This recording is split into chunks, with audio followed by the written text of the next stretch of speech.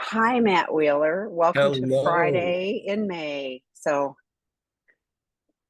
Yeah, and surprisingly, here in Arizona, the weather is really nice still.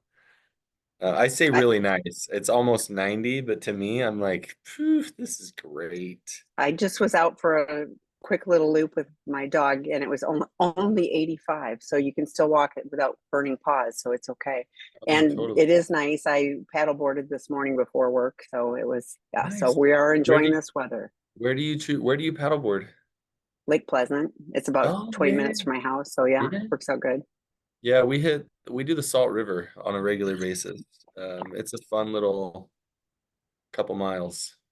Yes, that would be, yeah. I haven't done river paddling. I've done just It lakes. Honestly, when you're ready, you let me know and let's go paddleboarding together because it is you can meet my wife and it'll be fun. Uh, uh, Okay. It Should we yes. go So should I we was go gonna with say, let me socks? see the socks, please. All right, so here's the socks for today. Oh, Mayflowers. Is that what they are? I have no Well, no, idea. that's yeah. So May Day, May 1st is May Day, Yeah, and yeah, yeah, it's yeah. like in olden days, you take a little posy bouquet and hang it on neighbors' doors with little Mayflowers. So I think of Oh, May as flowers. So well, good job. my wife bought me a bunch of flower socks and I was like, these are adorable. I actually really like them. They're super comfortable. Whereas some socks Good, I get, I'm like, oh, they're not very comfortable, but I wear them anyway. because they have personality, as do you. Yeah, for sure. So what do you have for us today? What's our topic? I thought it would be fun to talk about different types of apologies. I think apologies are really important. And it's interesting because as I've taught people about apologies before, I think people sometimes are surprised that that may each have a different style that resonates most with us. The other thing is, sometimes it depends on the type of injury, what type of an Mm, apology we need, or it might depend on the closeness of the relationship, what type of an apology we need. And so I wanted to start off and just talk a little bit about that one of the biggest mistakes that people make, in my opinion, is that they apologize too soon. Um, and I had somebody in my office, for instance, just the other day who said, I remember learning, and I don't know that I taught them this, I don't think I did, but I have taught the same concept, and that is don't for especially if you've struggled with an addiction or compulsive behavior, don't say, I will never do it again. Like, it's really important that we don't say that. Like, you can say, I'm going to work really hard and I hope that I don't ever do it again, but I will tell you right away if I do it again. Or, here's what I'm going to do if I do it again, right? Like, where we set an understanding. But for instance, like apologizing too quickly, making uh, a promise in our apology that we can't back up, that we can't keep. Those aren't helpful. And apologizing too quickly. So I think a lot of times when people apologize too quickly, they're just trying to make the discomfort go away. Like, I've injured you, you're upset, I'm uncomfortable. Let's let me just say I'm sorry, and the discomfort will go away. And I've always remembered, I my nephew at the time was probably 6, and I don't remember what happened. And like he said he was sorry, and then I was like working with him on something around the apology. And I mean, I probably wasn't very patient, and he kind of looks at me, he goes, I said I'm sorry. And I kind of laughed. I've always remembered it thinking, oh wow, like he's like, I said I'm sorry, and that should be the end of it. And and so sometimes apologizing too quickly is just not understanding what we're even apologizing for, or not knowing what type of an apology the person needs. So now I'm going to go into as I understand it, 5 different types of apology styles. Granted, I think these can be mixed a little bit, but one apology style is expressing regret. I have regret for what I've done. I regret that it's hurt you. Um, so I'm feeling bad and I have regret for the hurt it's caused you, the inconvenience. I regret the impact that I've had on you, right? So expressing regret, acknowledging really that I can see how I impacted you. Accepting responsibility, it would be the second type that I'm going to list out here. And that is essentially, um, I can see that I did this thing. It wasn't okay for me to do it. I accept full responsibility. I wasn't careful, or I wasn't cognizant of you. I wasn't thinking about your needs. I did this. It's my fault, right? That would be accepting responsibility. Making restitution would be the third type.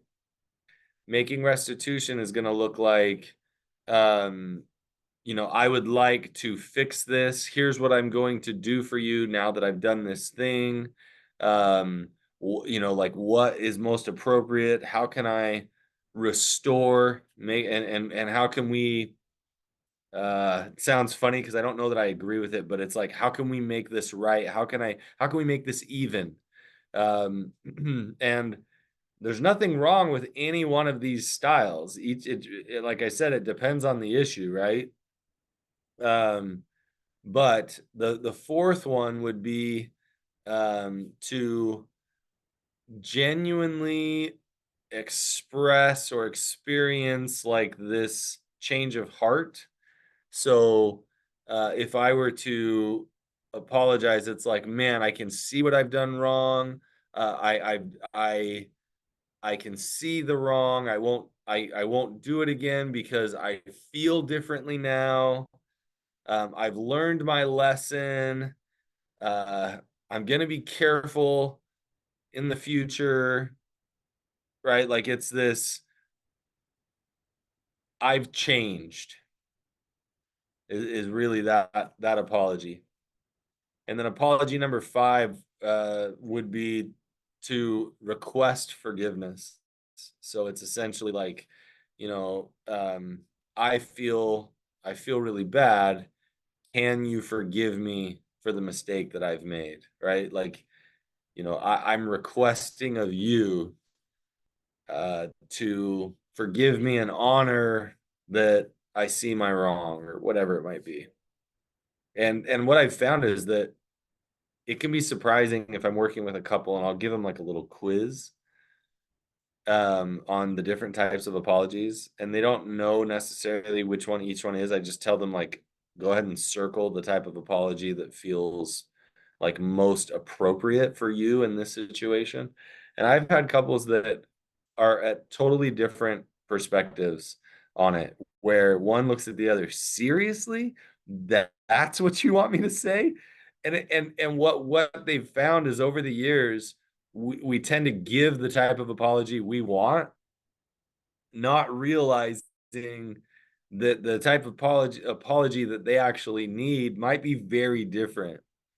Like I know personally, uh, because of my own experiences, I rarely say I'm sorry because one, I think a lot of times it doesn't mean anything to a lot of people, right? Instead, I'd like to say, I'm more of like an express remorse, like, wow, express regret, like, oh my gosh, uh, I feel bad that this happened. I feel bad that you're hurt. I see that you're hurt. Um, and I don't typically just go to I'm sorry. Even though it can be really appropriate and helpful for a lot of people. I just personally have never I'll try to avoid that in part because to me has felt so insincere at times from people.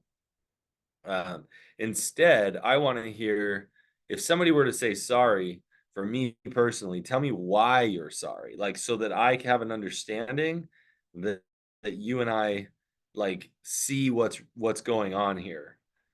Um, but it doesn't even necessarily mean that I need them to have a change of heart per se, but it's like, just tune into me. And so that's where I think a lot of people will go to apologies too fast, is they don't figure out what type of apology is this person needing in order to have repair in the relationship. And it takes conversation, asking good questions before offering an apology. You obviously don't want to wait too long, but you want to learn enough information to then lean in. So, Tammy, what are your thoughts? Well, I was thinking, I like you don't go sorry, because I find that often trite. The words I use, and it comes from 12 step, is I owe you an amends, and that is, I've internalized that, yes, whatever I said or did or whatever, was not, not aligned with who I want to be and how I want to show up. So I, that is literally the language I use. I owe you an amends, Oh, and interesting. um, Like, you actually use I would say, that Matt, I owe phrase. you an amends. Yes. Interesting. Okay. Yeah. I That it wa messed up really badly with my husband. I don't even know what I did, but like, I turned around right after. I was like, that is, I mean, off the wall. And I said, I owe you an amends. That was completely uncalled for, all me, not you, it's me. So, but yeah, I literally use those words. cool. Yeah, but I think it's because sorry is so, like, in addiction, sorry, sorry, sorry, sorry, and even because I wrote down, like, expressing regret. Sometimes it's like, I regret that I got caught, like, and that's, so that isn't helpful. Like what you're talking about is true, sincere apologies that will help, bridge the gap and move things forward. When you're talking about making restitution, yeah, if I break something of someone's and it's replaceable, like I can go get another one, then doing something like that, would make sense. And there are certain things that you absolutely can, make complete restitution for. Other things, it's, and I think with addiction, a lot of it is living amends. I talk about this a lot because it is not one and done. I agree with you that many people are like, I want the apology, and then we're just going to move past this. We're done. I said sorry. We're moving forward, and we never have to talk about this again. And to me, living amends are, I'm going to, on a daily basis, show up at, to the best of my ability, different, and connected with you in a real and meaningful way. I think about the eighth and ninth step in 12 step, and those are, making the amends, having the list of people and making the amends, and some of them were like situational or whatever and owed amends. Others were like with close family members, there's so much, and so it can't be, like, I can take responsibility that in my active addiction, I created a swath of pain, and I'm working on my recovery. I'm working on being a better person, just for today. The red flag that you had about, I learned my lesson. I'm never going to do this again. Yeah, anything that is overarching, always, nevers, forevers, massive red Right. flags. It's like, I don't know. Like, I want to show up, you know. I hate making amends. I would rather do things right in the first place. Like, I would rather do it right. So, but I'm grateful that I have the ability to do Yeah. that, because I don't want to have it be, that I leave something undone. I want to repair relationships. So having the ability to step into the space, I will quickly make amends now, because being on that side of it, I mean, as soon as I have awareness, I would rather, it isn't doing it too fast. It's as soon as I have awareness and I can own it, then I want to work on repair, because leaving things unsettled doesn't, I don't like it anymore. I don't live in chaos. So, Yeah. but this, yeah, this is super important. And well, I think it's really important. Obviously, it's part of the 12 steps. It's a big chunk of the 12 steps is, like you make your list and then you work on making, those amends. And another little component of that, because I wanted to run out and get it all better. And thank goodness my sponsor was like, people will come to you like just, and it was like I saw one person in the bookstore and I was like, oh, apparently this is the time. I mean, so it was just like people showed up, when it was the right time to make an amends to them on that level. And then there was the people that, my inner sphere of people that, you know they have had the ability to witness the transformation that recovery has brought. But yeah, let's get it over with, and forgiveness. Oh, Matt, forgive me. And because then it's all better. And again, we're not learning anything. Yeah, but it's interesting. I've found that people want a request. Some people want a request of forgiveness. So like that's where I like, agree. Yeah. it's a tough one for me personally because I'm like, don't ask me. Like I'll figure out when I'm going to forgive you on my own, right? Like, but I can appreciate. Sometimes I think when a request of forgiveness is made, it's almost like, hey, can we can we continue to move forward, right? Like that I think sometimes that's what the request of forgiveness is. Like, hey, do you feel like we're in a space where we can keep moving forward together? That feels better than somebody saying, "Do you forgive me?" And I'm like, Exactly. I Yeah. I Yeah. can Yeah. I can move forward. Like we can keep moving forward here, but like forgiveness, let me deal with that. Like, Yeah, and I think for me, I hope you will be able to forgive my egregious behavior or whatever it was. Like sometimes it isn't right, like forgiving me. Sometimes it's like forgive me for my behaviors or whatever too. So, but yeah, I do think yeah, forgiveness comes in time, but it's also the level of commitment for the relationship. With people I am intimately involved with. I do want to bridge the gaps with people who have consistently been problematic and you know keep kind of on repeat and don't really change anything. Then yeah, like there's I just distance more. I need to. It's for safety. So interesting. absolutely. So, if anybody has any questions about forgiveness, or I'm sorry, not forgiveness, well, maybe Yeah. apologies, anything at all, put it in the questions so that Tammy and I can talk about it. I was thinking too when you were talking about the different styles, and I was thinking it's like the love languages. Like people's love languages are so different. Like some people are Yeah, like, "Oh, give me gifts," and like I'm like, I do chores, take some of my burden. you're like, Seriously, do like acts show of me. service, do acts of service for me. Yes, Right? yes, and And that, I can yes, appreciate because exactly. for you, it sounds like acts of service relieve, a burden. And so it's like, oh my gosh, I feel more free. And Yes, no, and you're showing up for me. So yeah, that's yeah and versus a and gift. I, I'm with you. Yeah. I mean, a gift is nice. I'm like, Hmm. oh, that's very nice. That was very sweet of you to Hmm. think of me. But at the same time, no, not mine would not be gifts. Yeah, but it's Um, interesting, and I think that's the same with the apology. It's like, what mhm. really resonates for me. But I think that's what's so important is you have to understand, the intended recipient's, apology language, so to speak, so that so that it's resonating. Just because I want to give it to you this way doesn't mean that that's going to feel authentic for you.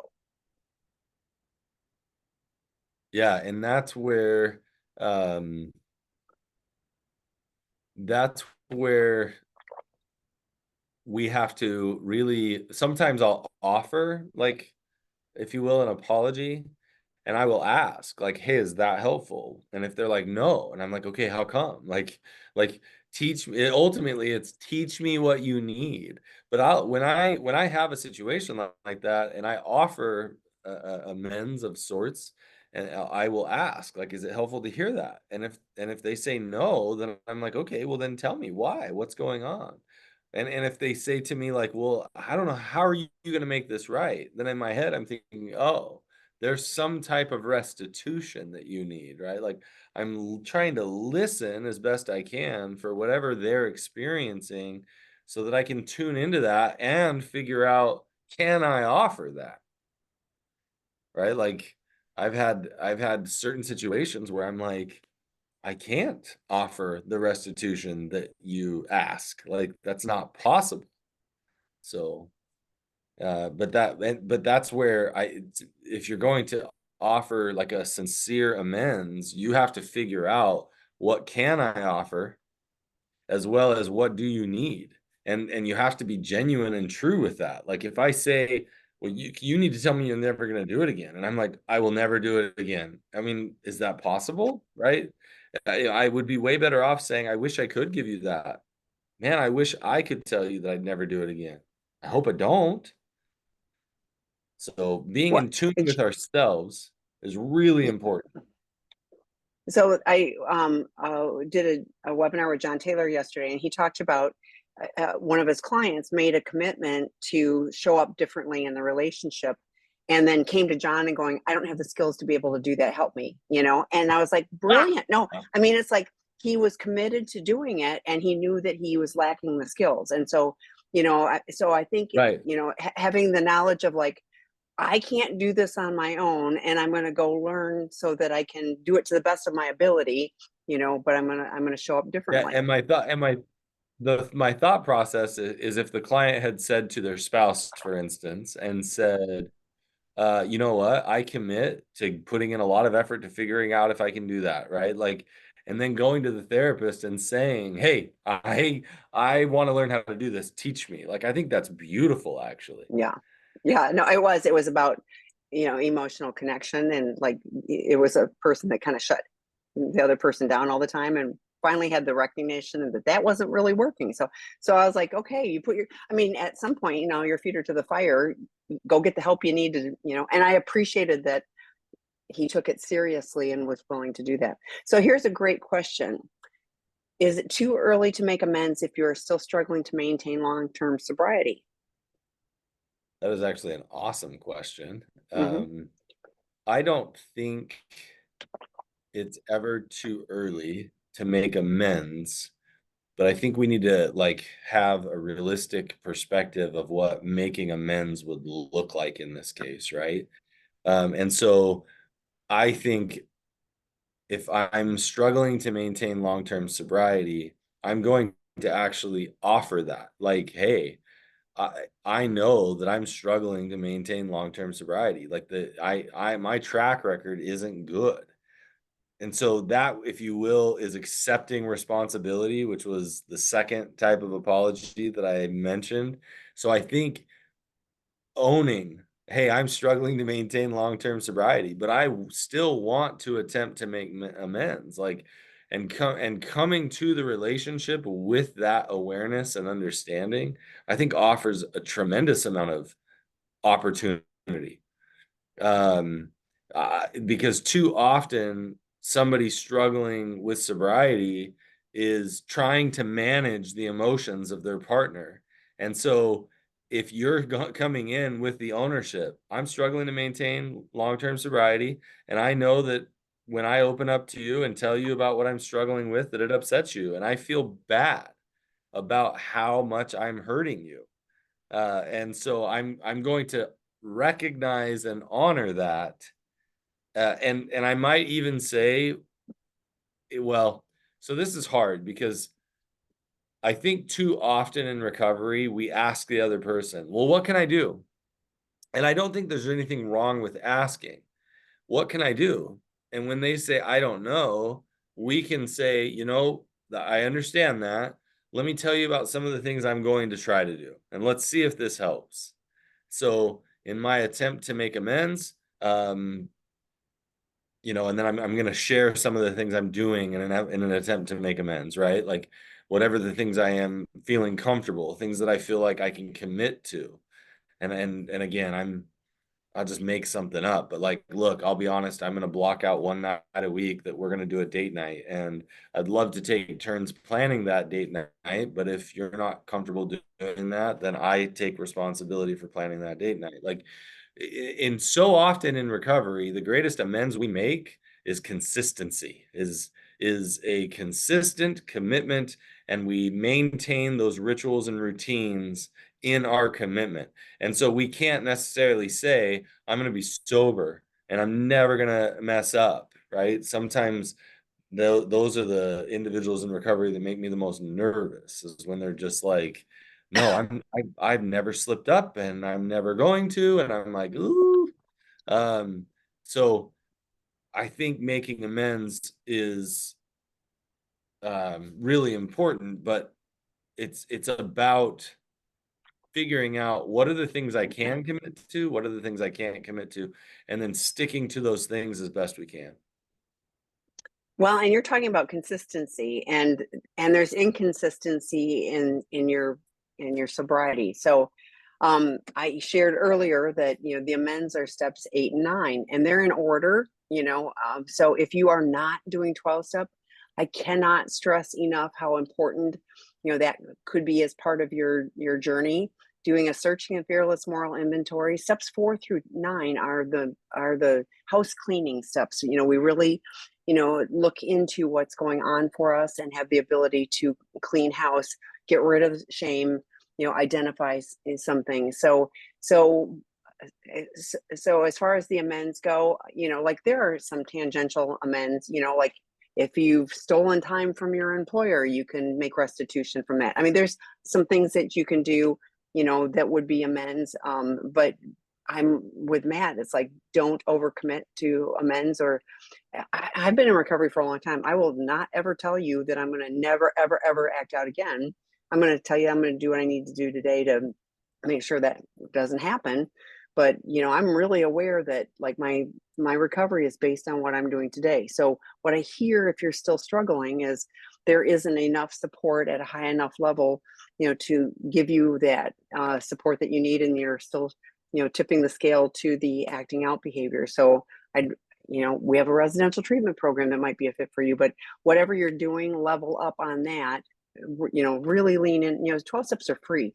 Really lean into those resources, and then what, you'll have the list of amends and how to make them.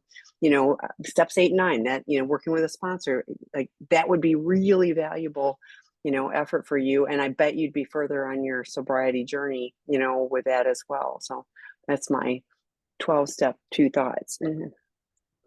Okay. Next question, Matt, is post disclosure. When doing couples therapy, can you describe some goals for creating safety in the relationship? Not only about acting out, but emotional sobriety, safety for both partners in their communication. How do you approach this with a new couple? This is so hard for us. Every conversation goes poorly so quickly. Oh, this is post disclosure, pre disclosure. Like this happens all the time. So let's break down. How do we set up safety for conversations? Yeah. Honestly, I'm like, man, that is such a good question. I could create like I mean, I'm that could be thinking as a multiple future topics webinar. for So the yeah. next company webinar. Yeah, seriously. So one of the most difficult things that I find that couples have doing is actually slowing down and listening to each other without judgment. The hardest thing about having a conversation as couples is our brains start spinning with all the thoughts and feelings and ideas. And so somebody comes to us and they say, one partner comes to us and says, hey, when you didn't call me yesterday and tell me that you were running late, um, it made me feel like I don't matter to you.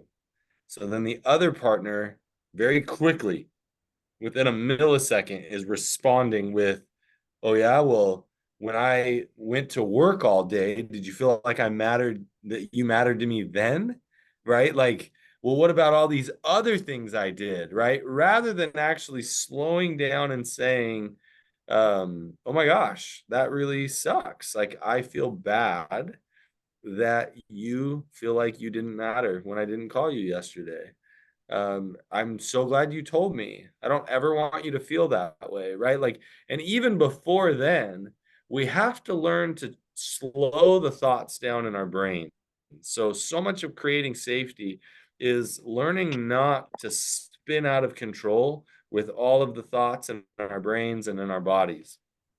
And so, in creating safety, one of the first books I'll tell people to read is a book. It's not even written by a therapist.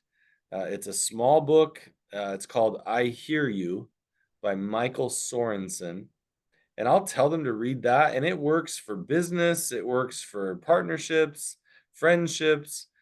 He gives some really basic information on how to listen instead of listening to respond. And it's a weird thing to try and explain to somebody when I'm actually like listening to Tammy talk. I'm not thinking of what I'm going to say next. When she's reading the questions you guys put in there, I've had to practice that I'm not listening to what I'm going to say next, which is a lot of times why you guys see me go, oh man, such a great question. I'm thinking about what I'm going to say and how I'm going to respond. So I think there's so much safety in there being space for us to talk, like without feeling like you are going to jump in and give me a counter argument, right? Like I'm just going to learn to listen and hold space. So that next piece, if you will, in your question, you say emotional sobriety, right? Is me learning. I need to learn about myself to figure out, why do I feel angry? Why do I want to defend myself? Why do I want to explain myself? Because if I just explain myself, then you wouldn't be frustrated that I didn't call yesterday. And so learning, creating emotional safety, so much of that is about me learning what's going on for me emotionally. So I tell people, grab an emotions chart and start charting your emotions throughout the day just to get familiar. It's amazing to me. One of my absolute favorite emotions that people feel is confusion. If I can tune in to somebody feeling confusion, I can open up a whole new world of stuff for us to talk about and create safety. Because if I can sense that my partner or anybody else is confused, hey, you seem confused. Tell me more what's going on. Help me understand why you're confused. Well, if they're confused and I don't understand why, then I'm confused too. And so sometimes just learning to sit in that confusion.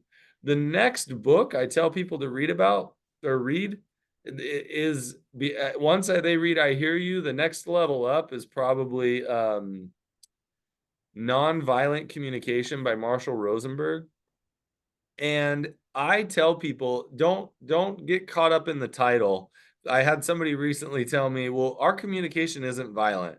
And I'm like, don't get caught up in the title, because what is so beautiful about the way Marshall Rosenberg like breaks down the the ability to listen is hearing people's underlying needs. And so when we really start to listen to people, we start to hear what their needs are underneath. And so creating emotional safety within a relationship is recognizing that my partner has needs and that that's okay, and that it's not my job to solve my partner's needs. And so a lot of frustration that happens in relationships is our partner says, well, I have a need. And we jump into, oh my gosh, well, let me tell you why it's not my responsibility to meet that need. Um, and let me tell you why you shouldn't have that need, because look at everything else I've been doing. Instead of, I'm really glad that you recognize your need, and I'm grateful you shared it with me. And are you having thoughts and ideas of ways that I can meet that need? And we start to, again, slow down the conversations so that we don't spin out of control. Now, this one is hard because I do think, and you, those of you who are withdrawers in the relationship are going to shout for joy when I say this, and the pursuers in the relationship are going to be like, oh, don't say that, right? I think it's important to create emotional safety is to be able to say, okay, time out. I'm overwhelmed and I'm going to treat you poorly. Now, here's where my withdrawers get it wrong. My withdrawers out there who are listening to me will storm out of the room or say, you know what, I'm not doing this. I'm not having this conversation again. And then they leave. And a healthy withdrawer will say, you know what, I need some time to regulate. I'm going to go for a walk. I'll be back in a half hour. And then when they come back, if they aren't ready, they'll say, you know what, I need a good night's sleep. Let's talk about this first thing in the morning. Right? Like and then we actually come back and do it. So creating emotional safety in the relationship isn't just about, well, we have to have every conversation right now and we have to hash it all out. It's, let's talk about when we can have this conversation and let's follow through and have it at that time. Um, so these are things that I think are just very, they're very difficult but rudimentary. Like, if that makes sense, these are basic things that I think are so helpful in understanding how to, because when I hear you say this is so hard for us, every conversation goes poorly so quickly. This is it. You guys are reacting way too fast to the other person. And if you've heard me say it before, great. If not, learn what you're reacting to before you react. That takes a lot of skill set. And I will say, one person in the relationship can shift the relationship. And I think too often we feel hopeless because our partner's not changing. Well, then focus on you learning to slow down. Focus on you learning not to react so quickly. Asking questions, getting curious, and sometimes saying, I want to ask more questions, but I'm too angry right now. Let me think about this, and I'm going to ask you some more questions later. So I hope this helps give you some ideas on things that help get people a little bit more safety, but it takes practice and it's hard work. Well, and you said it, one person shifting things starts.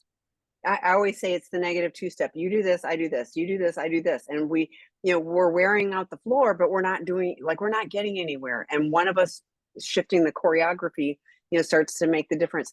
You and I a month or two ago did a little skit, and I'm coming after you because of the socks, and you held the space, you held the emotional space, and what my point was not about the socks. And so I think a lot of it is, what are you really trying to communicate? Because often we're communicating all of this superfluous stuff, and it isn't really what it's about. And so I think having clarity on that, I often, think it's helpful to go, hey, we are two adults, we are smart people. If we look at this as part of problem solving, and like almost take it out of the emotional stuff, like, this communication style isn't working for us. What can we do that would be different? Okay, when we start to get escalated, we're gonna go, okay, let's sit and think about this. Let's journal about what the question is. Let's think about what we're really feeling. Like, you say, get the emotions chart out. Yes, what? And I think so often it's the defensive. I want to push this back. I don't want, I'm fearful, I'm shameful, or whatever it is. And then I'm not feeling heard. And it just gets to be this really negative pattern. And just taking a little bit of time going, what is ultimately our goal? If you've been through disclosure, so goodness, like, you're working on having a foundation for a relationship. So this isn't working, so what are we willing to try?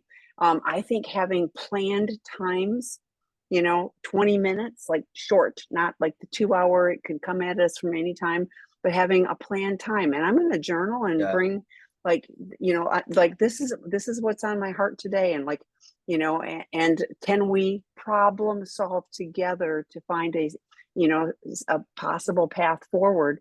It takes it out of, you're doing this, I'm doing this. Like, it takes it out of that emotional of, like, okay, let's see if we can come up with a plan. So, thoughts?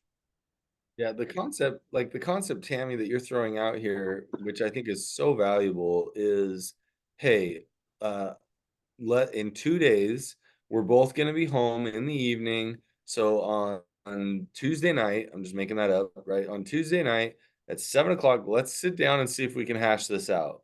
In the meantime, like, you don't even have to say this to each other. In the meantime, I'm going to talk to a couple of my friends. I'm going to process some of this information. I'm going to see if I can get clear on why this bothers me so much. And then, you're going to do the same. And then we're going to sit down and see if we have a better understanding of what's going on inside of us. And then we're going to talk about this thing. And too often what we do is we come to each other and we say, hey, I have this issue. And then we just start hashing it out. Well, we haven't spent a lot of time trying to understand why it's impacting us, what it feels like is going on for us, the way we're interpreting things. We don't come in ready to take ownership for our judgments. We don't come in ready to take ownership for our account, like parts in this negative cycle with each other.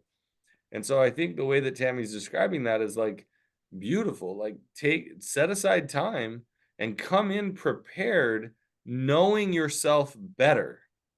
That can create a whole lot more safety. And I think we just almost sit here and build up the courage and build up the courage. And finally we're like, okay, now I'm going to spill it all out. But we haven't actually taken the time to understand why that's developed for us. And so one thing that I used to do, I'm more of a pursuer in the relationship. My wife's more of a withdrawer. And like, we would get into a conflict, and she's more than happy to be like, all right, sweet, I'm out. Like, I don't want to talk about this. This is uncomfortable. And I would want to pursue. And so I would learn as a pursuer to be like, you know what? Let me pause. And I'd go talk to a couple of buddies, and then I'd come back sometimes, several days later, 24 hours later, and I'd say, hey, yesterday when we were talking and you said this, were you trying to tell me this or this? And usually I was coming back with a different perspective than what I had immediately assumed, because I had talked out with some friends what it was that I was judging the interpretation to be. And I'd come back with a much more, trying to figure out how to say this, a much more gracious assumption, right? If I heard like my wife basically saying, I don't like you, right? I'd come back saying, hey, if I'm understanding it, you were trying to say that you don't like it when I do this thing. You weren't trying to tell me you didn't like me. And as dumb as that might sound, when you're in the moment, it's hard to make that clarity. So I'd come back 24 hours later, are you trying to say this? And she'd be like, yes. And I'd be like, oh my gosh, well, let's have a conversation about that. But Very you're all effective. Yeah, but you're also talking to people who it isn't like the buddies are going to go, oh, your wife is a, is a B, whatever. Like you're looking for input and Oh, verification of, of what I'm hearing, what I'm seeing. And so I think it's so important to have people around you that can help you go, well, have you thought about this, rather than, yeah, that's, I would call whatever. the friends who would help me think, not call the friends who help me react. Yes. Right? Yes. My friends who help me react, who just bolster up my negative thinking, it's like, yeah, that's not going to do my relationship any good. I would call the friends who are like, look, you have every right to be upset, and I get why you're frustrated. And when you're ready, let's talk about ways you can actually approach your wife. Mhm. Right. And so they would sit in it and let me be frustrated and let me be hurt. And then once I got all that out, they'd be like, all right, are you ready to think a little different? And I'm like, yes. And then they would challenge me. Hey, she's probably trying to say this. She's probably trying to say that. Have you thought about this? And then I'd go, oh my gosh, yes, I see it. I hear it. So then I'd go and reapproach her. And usually the healthier way of looking at it, the more gracious way of looking at it was the more correct way.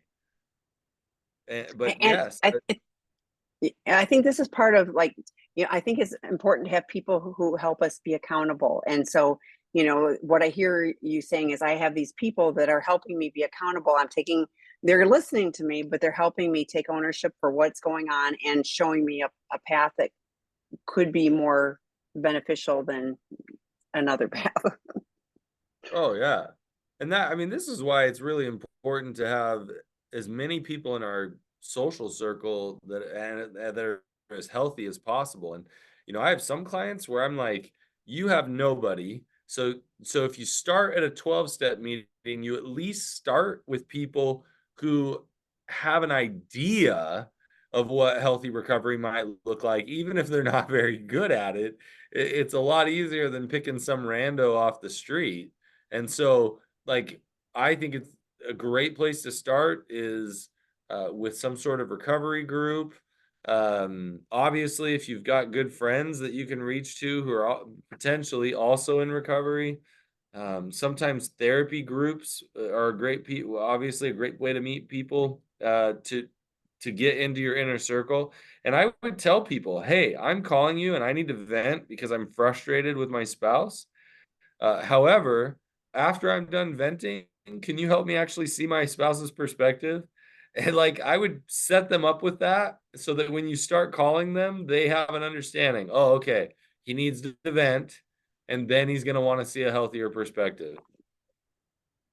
And that's true for betrayed partners. Like finding a support network is really important. The ones that can just listen to you, the ones that can, help you, see, perhaps a different perspective of Yep. things, because it's so difficult if you're Betray. down in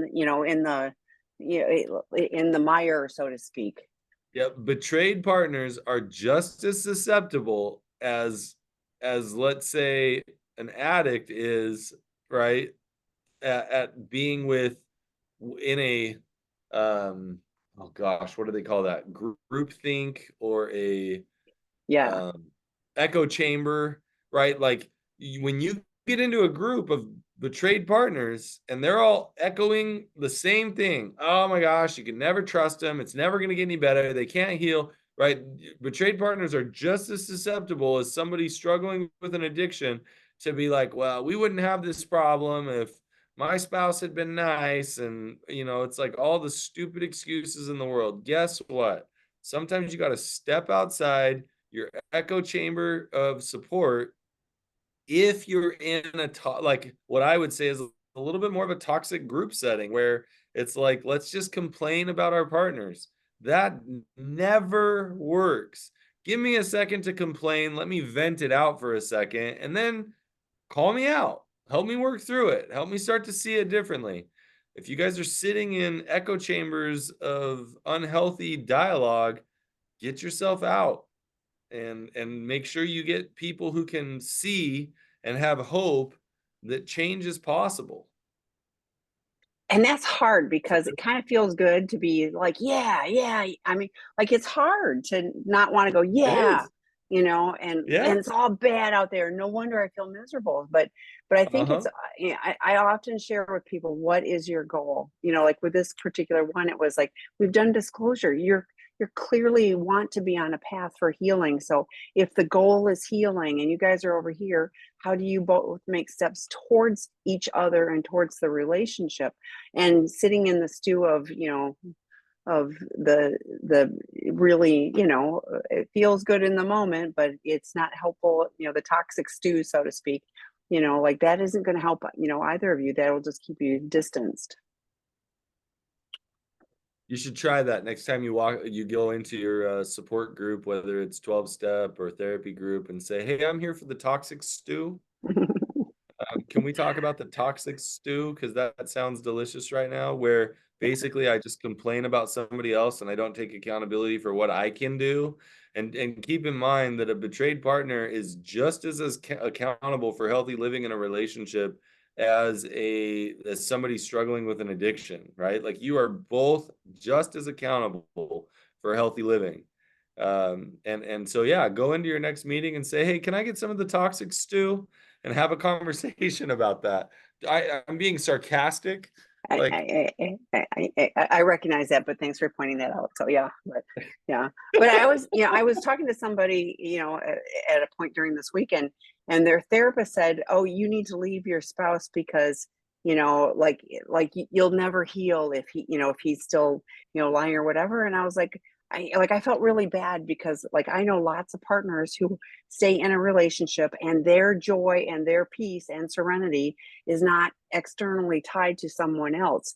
It's harder, I think. Obviously, it's lovely if both people are on a recovery Totally. path. It makes it, an amazing journey. But like to have it be so you need to leave because like you'll never heal, and I'm like, no, you get your No, people and you can you heal. know, it's always hard. People will say, well, my therapist said this. My therapist said I should leave. And first of all, if your therapist ever says that, I'm worried about your therapist, I am right? too. Because I have thought in my mind, I don't know how this person stays with this partner. Like yeah, I have those thoughts, but guess what? It's none of my business. Like meaning what I might say to my client is, "Hey, have you ever thought that maybe you can't heal if you stay with your partner?" And then I'll also say, "Hey, have you ever thought that you can heal and stay with your partner, even if your partner never gets healthier than they are right now?" I want my clients to be thinking of as many perspectives as possible so that they can figure out what's most congruent for them in their lives. If a client says to me, "Look, I can stay in this relationship for the rest of my life and I know I can get the healing I need regardless of whether my partner changes or not," I'm like, heck yeah, good for you to have that understanding and that resiliency that whether your partner gets healthy or not, you can be healthy and you can be happy. Good for you, right? Like now, I say that because too often we have these either we hear a therapist or a friend or whatever that's just so definitive, like, "Oh, you should leave him." And I'm always like, you know what? That tells me that that person doesn't have a whole lot of experience with life. When they start saying all the shoulds, now, if they said, "You know what? I'll be honest, I'm not sure if I could stay in the same situation that you're in." Okay, well, that's a vulnerable thing to say. Like, "Hey, I don't know that I could stay." Right? I had somebody ask me the other day, like, "Well, could you stay if your spouse did this to you?" And I said, I don't know. I don't know if I could. And they were like, "Well, that's really honest." And I'm like, "Yeah." Like, because the truth is that I'm not going to say, "Well, yeah, I'd stay. I'd definitely stay." Well, I don't know. Like, honestly, I don't know that I could. I think it's awesome that you've done it for this long. And at the same time, you still have accountability to change yourself. Like, so anyway, that's my little rant.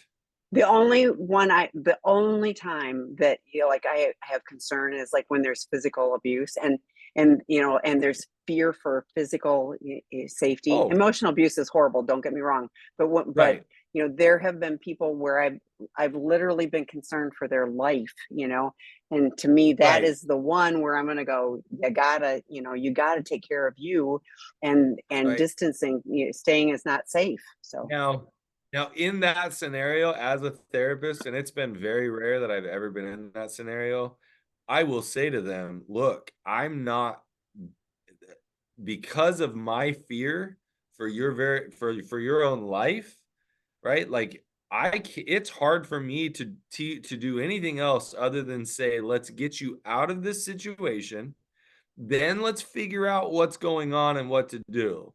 But because I'm so nervous about your life, that it's hard for me to be objective about anything else, yeah, right? But then at that point, as a therapist, I'm being honest that I'm having a hard time helping you with anything else because I'm scared for your life right now. yeah, And so yeah. either you need to find a therapist who isn't fearful for your life, or uh, you need to get out of this situation, Yeah, right? yeah, But rarely is that actually happening for people, unless you're a therapist who specializes in domestic violence and that sort of thing. But usually at that point, you're working at a domestic violence shelter of sorts. you'd Um, be amazed at how many people reach out. I mean, like, yeah, I mean, I get oh, to you? lots of, oh yeah, I get Yeah. lots of emails and calls every week, and No, there are on kind of a regular pattern where I'm like, no, I am fearful for them, and I don't want to So diminish that at all, right? Like those are situations where I totally agree that that's where we Hmm. throw out a judgment and say, look, Hmm. based on the Yeah. information, I'm worried about your life. And I think you need to get out of this situation. Yeah. And I Yeah. honestly, that's a lot different than you need to Yes. leave your husband, you need to leave your Yeah. wife. No. No. Yeah. Everybody, like, I appreciate what you said. You don't know what you do. I don't know what I would do. I'm not in that situation in this moment. So, and so knowing in advance what you do and having those hard, if that happened, I would for sure would leave. And then it happens. And then you kind of go, wait, and there's lots of reasons people stay, and for whatever reason, you know, um, uh, so Kristen Snowden did a webinar on Wednesday, and hers was, should I stay or should I go? So, and there Oh, were like, 8 or 10 questions of like to be thinking about, just to give perspective. And I think that's like all of this that you're talking about. It's like intentionality with the apology. It's intentionality. And so if you're looking at things and it's not a reaction, it's like, okay, do I generally like this person, like, other than this, massive, issue that we have right now? But like, like there's all kinds of things that, that you can look at, and they're not all equally weighted. It isn't like, like a little quiz in a magazine where you check the boxes and go, oh, I scored a.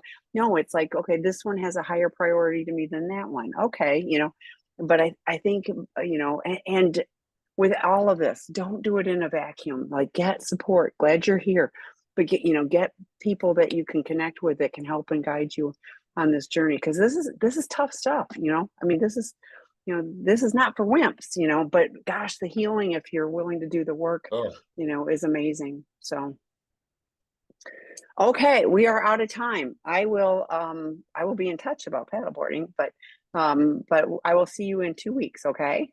okay, sounds good. See you, Tammy. Thanks, everybody. Bye. Bye, everyone.